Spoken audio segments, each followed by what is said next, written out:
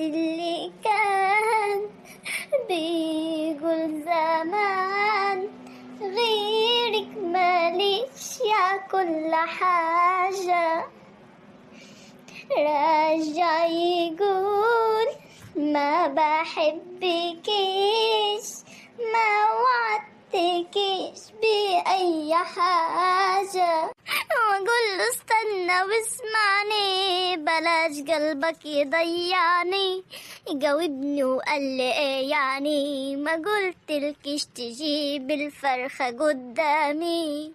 اكده يا حموشة، هو انت عليك بعد كل دي عشان حتة فرخة تضربني وتشدني من شعري؟ بدل ما تقولي ألف هنا يا مرتي يا ام ابني قولي بألف هنا، ده انا اجيب لك تاني. وانا اللي كنت فاكرك طلعت اتريك. ايه دي؟ انت بتعملي ايه السعادة على السطح؟ قاعدة بندي بحظي. تعالي اندي بحظك معايا تعال. وماله اديها قاعدة. مالك في ايه اللي مسهرك؟ متضايقة شوية يعني معرفتش انام. متضايقة من ايه ما تقوليلي ما انا عارفاك، ما دام طاري النوم من عينك في حاجة مزعلك على طول. مش قوي يعني بس يعني اقول لك ايه اتخانقت انا وحموكش. ليه هيك دي؟ ده انتوا بتموتوا في بعض. ايه اللي حصل؟ وايش دخل الحب في الخناق؟ ايه الخناق حاجة والحب حاجة تانية. عندك حق والله. تعرفي انا كنت بحب تامر ده قوي ما قدرش اي حاجه عملتها عشان. ازاي يعني؟ وانا سمعت كذا مره ان امك هي اللي مجوزوني غصب عني. ليه يا بنت؟ ما هو جه يعني تقدم لك دي ما كنتش اعرفه. امه اللي كانت صاحبه امي واني بقى ما كنتش اعرف عنه حاجه بصراحه. ما كنتش بحبه بقى فما كنتش اعرفه وما كنتش عايزه اتجوز برضو. في الفتره دي كنت عندي طموح كبير قوي يا بنت. كنت نفسي اتعلم واخش الكليه وابقى حاجه حلوه يعني. عارفه بقى انا كنت عكسك خالص. كنت نفسي اتجوز اقعد في داري ولا تعليم بلا بتاع. ليه يا هني؟ ده التعليم حلو قوي وبيعلم الشجنك دي وكل ما بتتعلمي اكتر كل ما بتفهمي الدنيا اكتر. المهم مع عشرتي بقى معاه حبيته يعني كان كويس، بس اوحش حاجه فيه كان الضرب وقله الادب والاهانه يعني. وبعد كل دي كويس من ايه؟ كان كريم كان حنين كان يعني كل اللي انا نفسي فيه بيعملهولي. بس يعني اللي ما كنتش طايقاه فيه ان كان وقت ما بيعصب اهانه بقى وقله ادب وضرب وما كنتش بستحمل الموضوع دي خالص بصراحه. وتاني حاجه موضوع يعني الغربه. انا بحب امي وبحب اخواتي وبحب كل شويه اشجر عليهم، وده كان بيقعدني بالسنتين وبالثلاثه وبالاربعه كمان. وانا ما اعرفش حد هناك بفضل قاعده في الدار 24 ساعه. بصراحه حاجه تملي قوي. انت كنت بتحملي ازاي؟ يعني كانت ليا واحده صاحبه هناك رجرتي كنت بطلع اقعد معاها هي بتنزل لي. هو ده بقى اللي انا اعرفه بس. اخري يعني اخد العيال امشيهم في الجنة شويه اروح اجيب حبه طلبات والكلام ده مش بيحصل كل يوم كل اسبوع مره. فكنت بفضل بقى قاعده في الدرج دي ولا حد بيطل عليا ولا انا بطل على حد. فالواحد كان بيتعب بصراحه. بصراحه عندك حق يعني الموضوع يتعب. بقى اخر مره يعني ضربني وطردني ومن غير اي حاجه ولا الباسبور بتاعي ولا فلوس ولا بطاقتي ولا حتى خلقات. دي بقى كانت النهايه وكنت لازم ساعتها اقف واخد خطوه. وسبحان ربنا طلع لي الضابط حسين دي. انا مش عارفه طلع منين بس حسيت ان هو دي عوض ربنا. راجل حنين دي وقد حاله ومحترم وطيب وكل حاجه حلوه فيه. يا اختي ربنا يستر لا يطلع زي تامر هو كمان. ما التاني برضه كان طيب ومحترم وكان حنين برضه. انت عرفتي يعني اللي هو كان بيمد ايده والحاجات دي غير بعد الجواز؟ لا عملها مره واحنا مخطوبين بس انا ما رضيتش اقول له. الموضوع مش كان كبير يعني زقني زقك دي يا وفاء. يعني الراجل كان باين اهو من الخطوب بس انت اللي استحملتي وسكت. ما انا بقول لك كنت حبيته وما كنتش ينفع ارجع في كلامي. انت بقى اللي دوست على نفسك مع ان ربنا بيبعت لك اشارات. ربنا بيبعت لنا كلنا اشارات في الحاجه بس احنا عشان بنعاند مش بنشوفها. فعلا يا هني بس ربنا عمره ما بيسيبنا الحل ودايما بيديك الحل. يعني بيديك حلك على قد المشكله وانت لو بتفهمي هتجيبيها وهتحل ان شاء الله مشكلتك. قولي لي بقى ايه مشكلتك؟ اصل خدتك بالكلام بقى على موضوع تامر. مشكلتي كبيرة قوي قوي يا وفاق ومش عارفة احلها ازاي. ليه دي يا حبيبتي؟ لسه بنقول مفيش مشكلة وملهاش حل. ربنا بيبعت لنا الداء على قد الدواء. مشكلتي كبيرة قوي وملهاش حل زي ما بقولك دي. خد مني الفرخ. فين المشكلة؟ يعني انا مش فاهمة فين المشكلة. ما تقولي يا بنتي فين المشكلة؟ انت غبية يا بنتي ما تفهميش. اما انا بقولك خد مني الفرخة وكلها.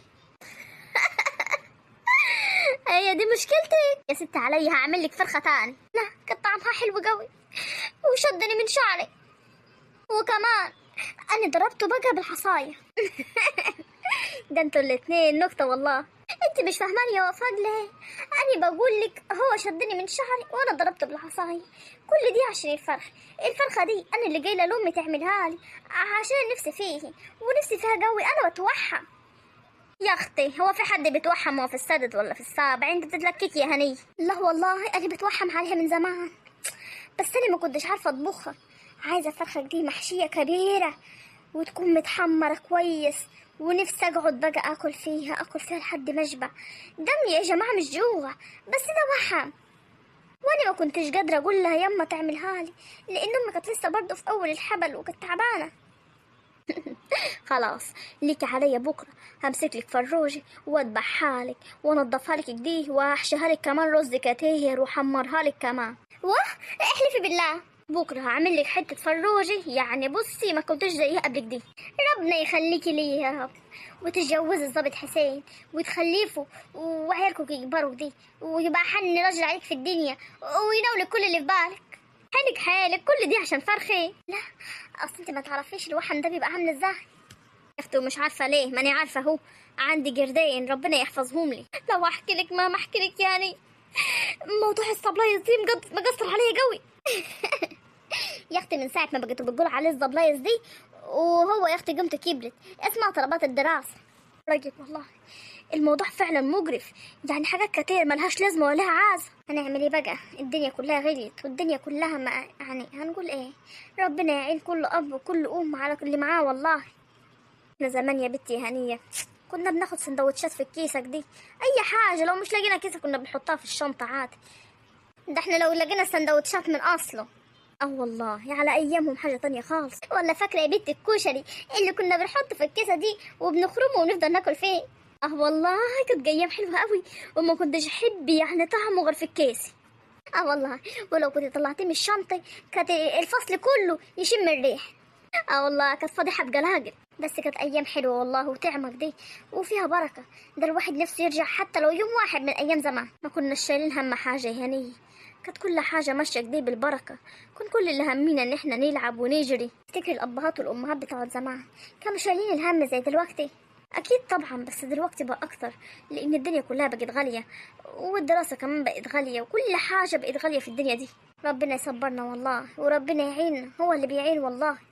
واحد كل ما يقع في ضيقه يقول يا رب يا رب طلعني منها يا رب وعيني على مصاريف عيالي يا رب. اللهم امين. يا اختي انت لسه هتخلفي وهتشوفي بقى المر على حق وحقيقي. والله وانت هتقولي لي فيه الله يعينك ويعين حموكش والله على تربيته ويجعلكم دي الاب والام الصالحين ليه ويجعلوا كمان الابن البر بيكم. اللهم امين يا رب. ربنا يخليك يا افاق يا رب ويعينك على عيالك يا رب. يلا يلا يا حبيبتي خلينا نقوم ننام. قومي والله اشربي كوبايه الشاي اللي قدامك دي.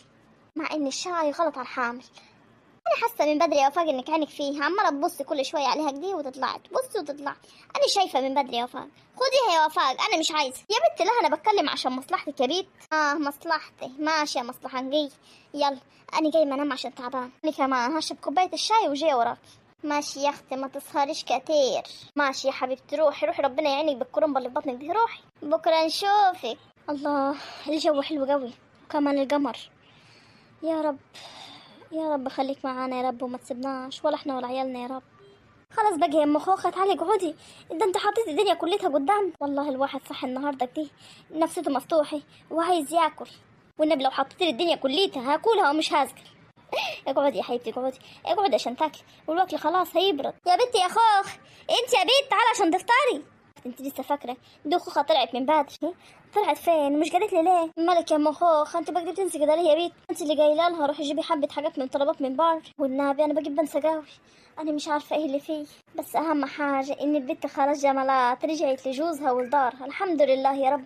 يا رب انت عالم بينا والله دي اهم حاجه. الحمد لله يا رب. ربنا عالم بينا وعالم بينا وبقلوبنا الصافيه.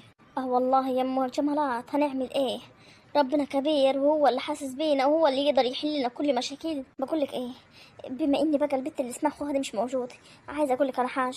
قولي يا بنتي في ايه؟ في واحد بتقدم لخوخ ما شاء الله ما شاء الله. ده فين دي؟ ده حداك هناك ولا حدانا هني؟ من هني ما شاء الله. مين بقى؟ ابن الحاج فارش بتاع العطار. ما شاء الله يا ما شاء الله. الله اكبر. دي ناس مرتاحه قوي يا بنت. انا مش مهم عندي مرتاحين ولا مش مرتاحين، اهم حاجه يكونوا كويسين ويصونوا البيت ويرعوها. لا يا اختي، اهم حاجه يكونوا مرتاحين، يعني هياكلوها حب ولا شربوها حنيه؟ هما فعلا ناس مرتاحين ومؤدبين ومحترمين كمان، وهيصونوا بنتك ويحطوها في عينيهم. جواز عيالهم يا بنت لابسين الذهب من هنا لهنا، وكمان شايلينهم في عينيهم. والله لو كده يبقى الموضوع كويس، بس اهم حاجه يعني يبقى الشم بس اللي بتتكلم عن الموضوع دي، يكون هو كمان اللي عايزها. دي طبعا دي اهم حاجه. طب قالوا لك طيب هيجوا امتى يشوفوها؟ اي حاجه يعني. قالوا يا بنت على يوم الخميس ان شاء الله. انا النهارده الصبح قلت لخوخه وفرحتيه. طب الحمد لله. طب وهي يعني فرحت ولا ايه؟ ايوه طبعا فرحت، مش هتفرح ليه؟ اي واحده في الدنيا نفسها تتجوز يعني وتتسطر. على رايك انا كان نفسي افرح بالموضوع ده في جمالك قوي، بس هي كانت حلوة ما شاء الله عليها ما انت عارفاها، وفضلت ترفض بقى في العرسان، ترفض ترفض ترفض، من كتر عرسانها بارت. سيبها الحمد لله، وهديها اتجوزت رجل كمل اهو، وخلفت كمان وفي عيلة حلوة. يلا ربنا يهديه، هي اللي عملت في نفسها كل دي، وهي اللي قررت فيها اهل الدار اهو. الحمد لله رجعت بقى خلاص، مش كل شوية تقطميه. يا حبيبتي انا خايفة عليه، وخايفة ترجع تعيد اللي هي عملته ده تاني، ساعتها مش هيقبلها تاني في الدار. لا تفجلي خير، وان شاء الله ربنا كريم، وانا حاسة فعلا ان هي تعبت، وان هي يعني بقت خلاص يعني شلت الموضوع ده من دماغها. اللهم امين يا حبيبتي، اللهم امين. يلا يلا خلينا نبلش الوكل. يلا يا حبيبتي، اديك مخليفه وانا مخليفه، وفي الاخر نقعد ناكل لوحدين. اهم حاجه يكونوا كويسين وبخير، ومش عايزين اي حاجه تاني. على رايك والله. كولي كولي. مش عارفه يا مجاملات، حاسه كده ان انا بدوخ كتير، وحاسه كده ان انا يعني زي جسمي تعبان، يعني مهدودة كده. هبقى اديكي برشامة بعد ما تقومي بتاعة الدوخة، وان شاء الله تبقي كويسة ان شاء الله خير. ماشي يلا يلا ناكل. بسم الله الرحمن الرحيم، بسم الله الرحمن الرحيم. ايه يا استاذ مهند، مش ناوي تنزل من حدك بقى؟ وانا ايه اللي ينزلي؟ سيبيني سيبيني، ده القعدة دي حلوة قوي. ماشي بس عايزين ناكل، انا جوعت. روحي كولي، انا مش جعان، انا عايز افضل قاعدة دي، وحشني قوي القعدة في الحتت النظيفة دي، بقالي كتير قوي ما روحتش حتت نظيفة زي دي. يا بختك، انا بقى عمري ما رحت في حته، عمرك ما رحت في حته نظيفه زي دي. عمري كان اخرنا الترع بنروح نصيف حداها. يا ده انتوا كنتوا شايفين المر على دي. نعمل ايه، نصيبنا الحمد لله. وعد مني يا سعاد هلففك الدنيا كليتها، واخليك تشوفي كل اللي انت ما شفتهوش واتحرمتي منه، وانا مصدقاك، وهلف معاك في الحته اللي تعجبك. بس متاكده يعني ما كنتش بتروحي في حته غير الترعه؟ والله هو انا اكدب عليك ولا ايه؟ بس المكان هني مهند حلو قوي، الله نظيف كده، وكله زارع وخضرة ومية وحلوة قوي. ما انتوا حداكوا المية والخضرة وعندك كل حاجة. لا يا اخوي، الجو النظيف هني يعني الزرع بيختلف عن الزرع، يعني هتجيب الكرنب للورد. حداك حق. بقول لك يا مهند، ما تيجي نقعد كم يوم كمان، انا ما شبعتش. طب والشغل يا سعاد هنعمل فيه ايه؟ يعني ابوك يستحمل لي يومين كمان ولا ثلاثة، يعني ما فيهاش حاجة. هحاول اقول له، بس ربنا يستر بقى منه. خلينا انا اقول له، انا بعرف اثر عليه. خلاص ماشي، وبقولي له ماشي هبقى اقول له. يلا بقى قوم بقى، انا جوعت قوي، عصافير بطني عمالة تزقزق. وريني دي بتزقزق ازاي. اي زق زق زق زق زق. قوم بقى يا مهند بقى انا تعبت.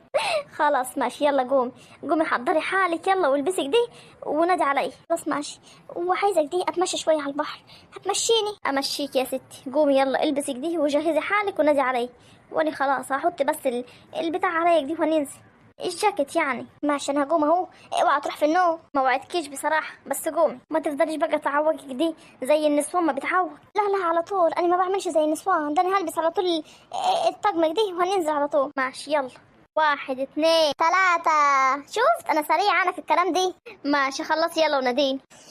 الله الجو ده حلو قوي، كمان سعاد غلبانه وبنت حلال، بس رب ابويا يوافق بقى ان احنا نقعد كام يوم كمان. لازم الصبح دي انزلي السوق جيبي حاجات، انا تعبت من اللي انا فيه دي. ازيك يا خوخ، عامله ايه؟ الحمد لله. هو انت مين؟ انت مش فاكراني ولا ايه؟ انا سمير اللي قابلتك قبلك دي. ايوه افتكرتك. انت عامل ايه؟ كويس الحمد لله بخير. انت اخبارك ايه؟ انا بقى في كل يوم هني استناكي، ما بتعديش يعني. انت قلت لي ما تعديش من هني فما بقتش بعدي. امال ايه اللي مخليكي تعدي النهارده؟ الصدفه والله، يعني رجلي تعباني مش قادره الف اللفه دي كلها، قلت اعدي بقى من هني وخلاص. سلامة رجلك، تيجي نروح لدكتور؟